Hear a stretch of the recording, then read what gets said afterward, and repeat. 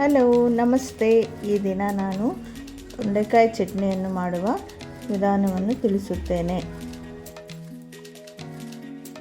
ಈ ಚಟ್ನಿ ಇಡ್ಲಿ, ಚಪಾತಿ, ಪೂರಿ, ಅನ್ನ ಯಾವುದರಲ್ಲಾದರೂ ತುಂಬ ಚೆನ್ನಾಗಿರುತ್ತೆ. ಇದನ್ನು ನೀವು ಒಮ್ಮೆ ಟ್ರೈ ಮಾಡಿ ಹೇಗಿದೆ ಅಂತ ಕಮೆಂಟ್ ಬಾಕ್ಸಲ್ಲಿ ತಿಳಿಸಿ.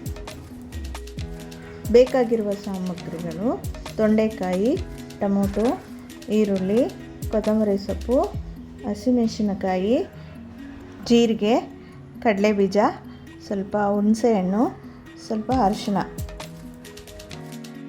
ಮಾಡುವ ವಿಧಾನ: ಸ್ಟವ್ ಹಚ್ಚಿ ಕಡಾಯಿ ಇಟ್ಟು 2 ಸ್ಪೂನ್ ಎಣ್ಣೆ,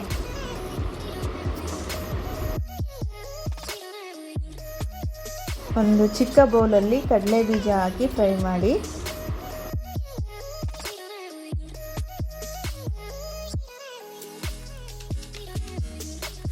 ಹತ್ತರಿಂದ 15 ಮೆಣಸಿನಕಾಯಿ ಕಡಲೆಬೀಜದ ಜೊತೆ ಹಾಕಿ ಚೆನ್ನಾಗಿ ಹುರಿದುಕೊಳ್ಳಿ.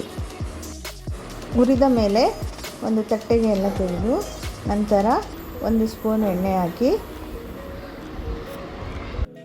1 ಸ್ಪೂನ್ ಜೀರಿಗೆ,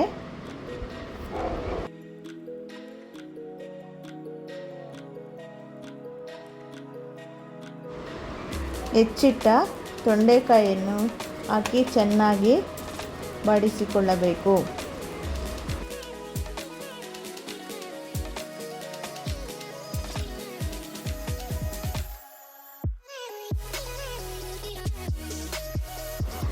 ಸ್ವಲ್ಪ ಕೊತ್ತಂಬರಿ,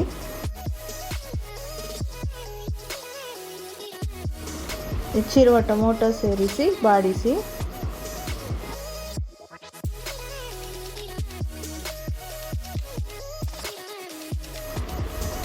ಒಂದು ಸಣ್ಣ ನಿಂಬೆ ಗಾತ್ರದಷ್ಟು ಹುಣಸೆಹಣ್ಣು ಸೇರಿಸಿ, ಸ್ವಲ್ಪ ಅರಿಶಿನ,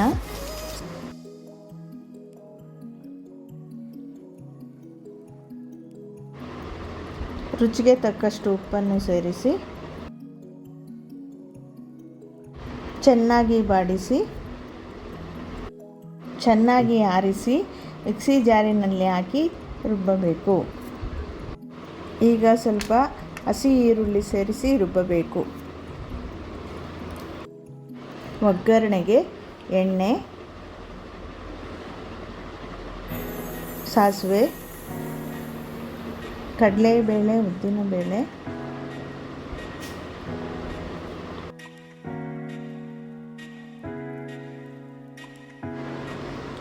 ಬೆಳ್ಳುಳ್ಳಿ,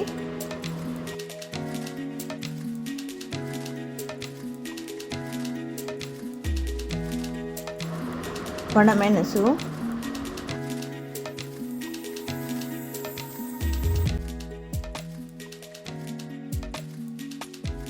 ಕರಿಬೇವು,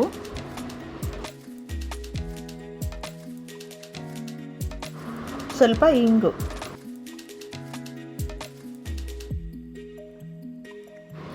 ಒಗ್ಗರಣೆಯನ್ನು ಚಟ್ನಿಗೆ ಮಿಕ್ಸ್ ಮಾಡಿದ ಮೇಲೆ ರುಚಿಕರವಾದ ಚಟ್ನಿ ರೆಡಿ.